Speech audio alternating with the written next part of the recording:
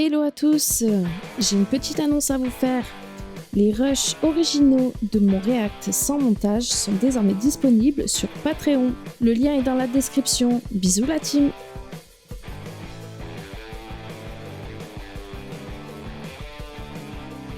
Tu vas bien, j'espère que tu as passé une bonne semaine. Aujourd'hui, on se retrouve pour un épisode diffusé le 26 juin 2023 à Saint-Berthevin-la-Tanière. Nous sommes le 14 avril 2024 et on est parti. J'ai pas non plus de diplôme en cuisine, mais... L'émission elle est même pas commencée depuis 2 minutes qu'il y a déjà un truc de fou. Coupé directement sur l'inox. Mais faut pas faire ça. Vous mettez des microparticules d'inox dans les aliments, c'est super grave. Aujourd'hui, à l'âge qu'elle a, je pense que comme tout le monde, elle mérite d'avoir une fin de carrière tranquille. Une fin de carrière avec un restaurant tranquille. Je sais pas ce que j'appelle tranquille. Hein. C'est speed un resto. Tout est par terre. Il y a un vent à décorner des vaches. Chez nous, on dit un vent à décorner les taureaux de Camargue. Faut mieux le choix, réservation. Réservation. La quiche, Ok. c'est ta maman qui l'a fait? Je crois que c'est marmiton la recette. Noni. Marmiton. C'est bien pour faire des trucs à la maison, pas dans un restaurant. Si les recettes des grands chefs étaient sur Marmiton, je pense que ça se saurait. Soit dit en passant, Marmiton, en plus, je trouve pas que ça soit super fameux les recettes. Hein.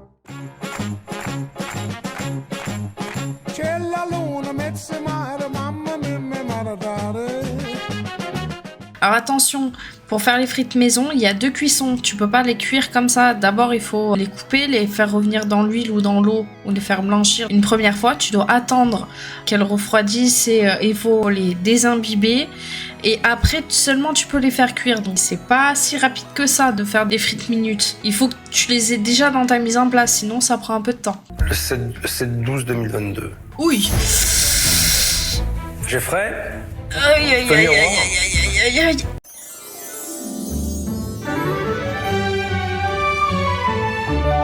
Vous vous en doutez, en restauration rapide, c'était notre bête noire. Quand on avait des contrôles qualité, la personne qui faisait passer l'audit aimait bien checker tous les sachets de sauce pour vérifier qu'il n'y ait pas une date qui soit passée dans le lot pour nous mettre une mauvaise note. C'était vraiment leur objectif pour certains. Pour éviter ce genre de problème, lors des inventaires mensuels, comme on était obligé de tout vider, tout comptabiliser et tout nettoyer, des choses qu'on n'est pas obligé de nettoyer tous les jours, comme les bacs de sauce par exemple, on en profitait pour checker les dates. Donc tous les mois, les dates, elles étaient checkées et au moins, ça permettait de faire le roulement et éviter qu'on se retrouve avec des dates passées d'autant de temps. Parce que décembre 2022, là on est en avril 2023, comment dire que ça commence à faire quelques mois que la date est passée.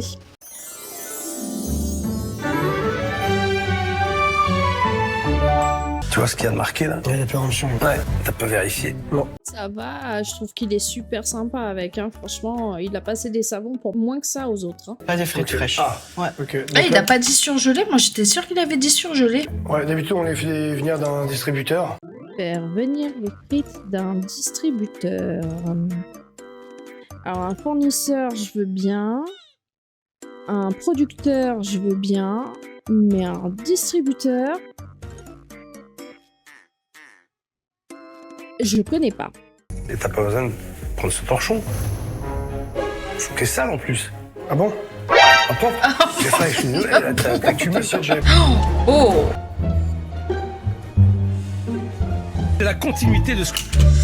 Alors, déjà, un sac par terre, c'est strictement illégal. C'est mal rangé.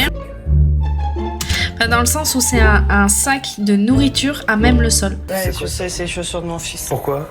Paillasson, chaussures dans la cuisine. Je veux bien comprendre qu'on ne veuille pas tout salir parce que le sol de la cuisine est souvent gras, mais tu mets pas un paillasson avec des chaussures dans ta cuisine. À la limite, tu enlèves tes chaussures derrière la porte dans l'escalier, ou en haut de l'escalier, mais pas dans la cuisine. C'est du délire. Tu veux pas mettre tes chaussures de dehors chez toi, mais tu les mets dans la cuisine du restaurant. normal. Je ne comprends absolument rien du rangement et de l'organisation de cette cuisine. Alors c'est vrai que c'est un vrai foutoir, mais ça a pas l'air d'être vraiment sale. Je me souviens pas de l'épisode, hein, je le redécouvre en le montant. Par contre, je vois mal comment ça peut être vraiment clinique avec un foutoir pareil. Il y en a de partout. Absolument tout est mélangé. Les ustensiles, t'as un petit peu d'épices ici, un petit peu d'épices par là. Ça traîne, en fait, ça traîne. Quand t'as plein de choses qui traînent, c'est compliqué de bien nettoyer. L'organisation dans cette cuisine en dit long sur la façon de travailler et à mon avis, j'ai pas tout vu. Et ça s'apprend. La charcuterie. Ça, c'est le tiramisu. Mais Alors là, typiquement, ce que je vois, c'est qu'il n'y a pas de zone propre et pas de zone sale. Les briques sont rangées au même endroit que ces petites crèmes brûlées. Il n'y a pas d'emballage sur les crèmes brûlées. Enfin, c'est pas possible, ça. Oh là là là là là là là là là. Non mais c'est une épicerie ton congélateur. ça, c'est parce que c'est les Restos du Cœur qui nous l'ont donné. Vous avez... On va au Resto du Cœur parce qu'on n'a plus d'argent. Ah, On a punaise. tellement de dettes qu'on s'en sort plus. Oh, la claque. Aujourd'hui, on puisse ouvrir un restaurant sans avoir de compétences et ni de diplôme. C'est un drame. Et voilà, Philippe le dit lui-même. Tout ce que je dis depuis le début, le fait que ça ne soit pas normal qu'on puisse ouvrir un restaurant sans avoir de compétences, sans avoir de diplôme, c'est insensé. Ça doit pas être possible, ne serait-ce que, comme il a dit, pour les restaurateurs ou pour la profession, mais aussi pour les clients. Les clients qui se retrouvent face à des gens qui ne maîtrisent pas le HACCP, le protocole d'hygiène alimentaire, les lois européennes. C'est insensé de vouloir se lancer dans un métier qu'on ne maîtrise pas et qu'on ne connaît pas. Personnellement, même si je connais la HACCP, même si je connais certaines choses, en admettant que ce soit mon rêve d'ouvrir un restaurant, en fait, je vais faire des études pour ça et je vais pas me lancer comme ça. C'est trop de choses à apprendre. Je ne comprends pas le gouvernement qui laisse faire ça. Avec la médiatisation qu'il y a avec Cauchemar en cuisine, ça devrait être interdit et ça devrait pas être possible que des gens puissent se retrouver dans cette situation, que ça soit au niveau des risques pour l'hygiène alimentaire, les risques financiers pour les restaurateurs et tout le reste. Ça devrait être interdit d'ouvrir un restaurant sans avoir les qualifications requises. C'est pas juste une formation de 2 jours sur l'hygiène alimentaire qui peut permettre à quelqu'un qui ne connaît rien d'apprendre la gestion d'un restaurant. C'est impossible. Il y a trop de facteurs à prendre en compte. Quoi, je vais pas un peu stresser et puis au point Oh là là là là, la viande posée directement sur le plan de travail, au secours. Je suis très compatissante, mais clairement là, ça fait 2 fois. Je trouve ça choquant que Philippe ne l'ait pas vu, ça d'ailleurs. On aura beau me gueuler dessus pendant 30 minutes, ça changera rien. La tête elle est dure et il y aura rien qui rentrera si je veux pas que ça rentre. Oh Mais si tu me merde. le demandes, je vais le faire. Alors c'est pas contre lui, il a l'air très gentil ce garçon, mais clairement, moi, c'est le genre d'attitude et de réaction que je ne supporte pas. C'est pas parce que tu es têtu que tu es obligé de faire les choses comme ça. Je trouve ça mal poli. On m'a toujours appris à prendre sur soi dans ce genre de situation, surtout quand on vient pour m'aider et qu'on me tend la main. C'est pas le moment de baisser les bras et de faire sa tête dure. Le chef nous pousse dans nos retranchements, c'est sûr, mais faut montrer de la bonne volonté. Mais bon, au moins il le fait pour sa mère. Au moins ça.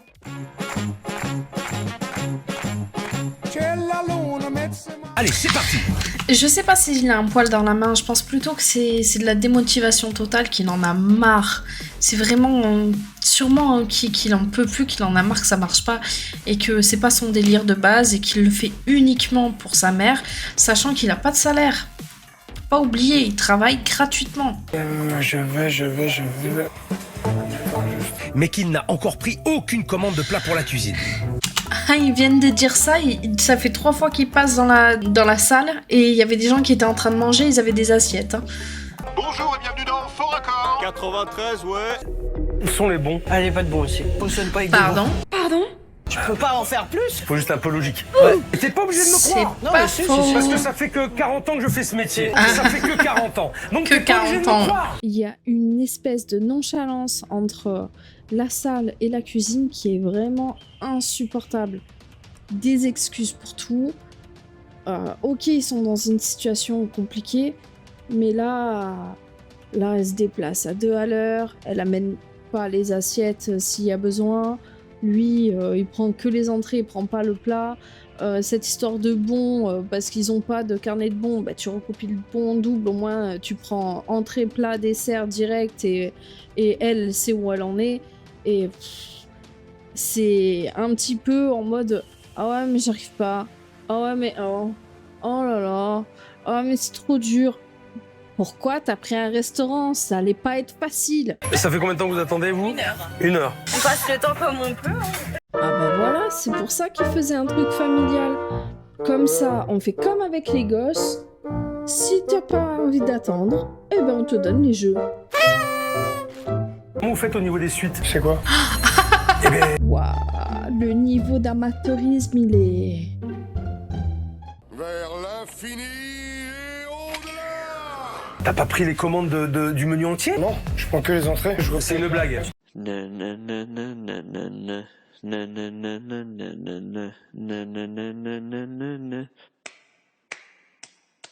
Et c'est 3 fois plus de travail pour rien. Il a pas envie. Il y a une différence entre avoir envie et pas envie. Et c'est l'envie qui fait qu'on y arrive. On me donne l'envie d'avoir envie. Qu'Isabelle agit en tant que maman, alors qu'elle devrait agir en tant que patronne. Oui, et puis même en tant que maman, moi je laisserai pas mon fils se planter et faire n'importe quoi. Vous me donnez vos clés et vous partez même. Allez, on dégage, tout le monde dégage. Oh, c'est beaucoup trop. Ouais. Franchement, je trouve qu'il abuse, Philippe. Il abuse de fou. 4 sur 20. 4 sur 20. Comme j'ai dit, il faut vraiment que ça soit dégueulasse. Après, ceux qui n'ont pas été servis, je peux comprendre. Qui mettent 0. Mais 4 sur 20, moi, ça me choque. Je me rends compte que ce travail me rend malheureux, que ça me rendra jamais heureux. Il y a un moment donné aussi où il faut savoir dire stop. Dur à entendre, hein, parce que bon, je suis une maman. C'est pas facile parce que je suis une maman.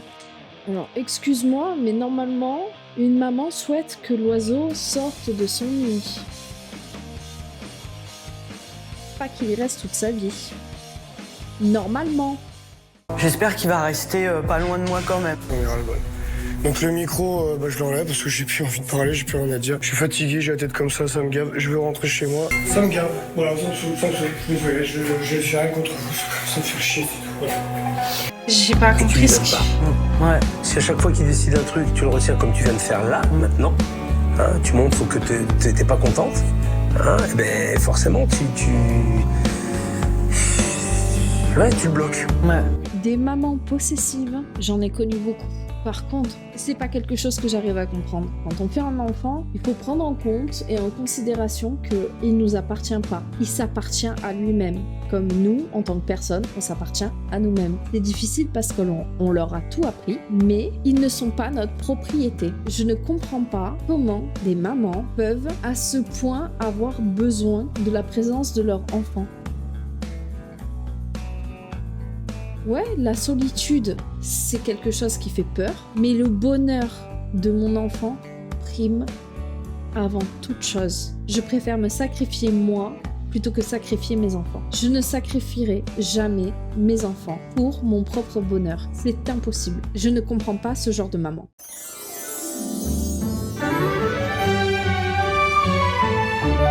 Ça me fait penser, j'ai connu quelqu'un...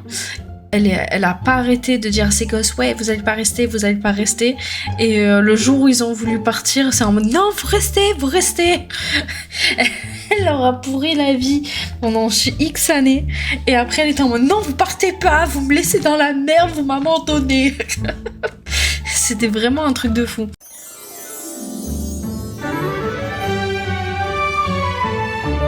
Tu sais, normalement, je t'aurais quand même dit d'attacher tes cheveux. Oui. Allez, Ouais, je suis quand même bien contente qu'il fasse la réflexion, hein, parce qu'au moins je me suis pas la seule à la faire. Hein, YouTube.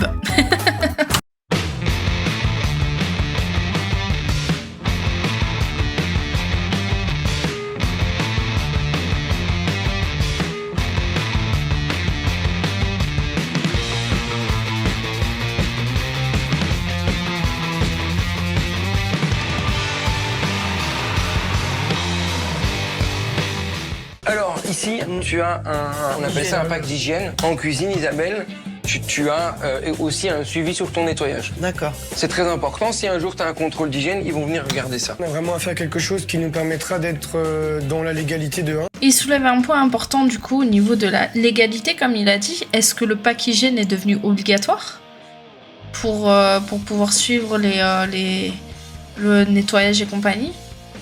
Et est-ce que s'il est obligatoire, est-ce ils ont demandé à ce que ça soit spécifiquement ce genre d'équipement?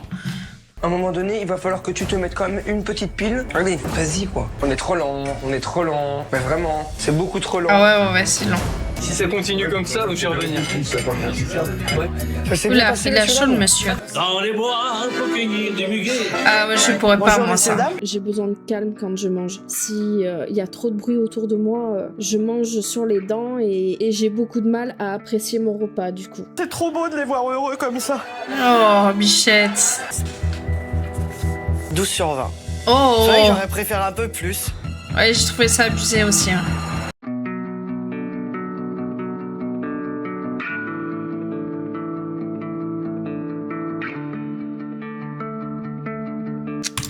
C'est fini. Donc du coup, malheureusement le restaurant n'a pas survécu. Il a fermé. J'en sais pas plus. Je sais pas quand est-ce qu'il a fermé.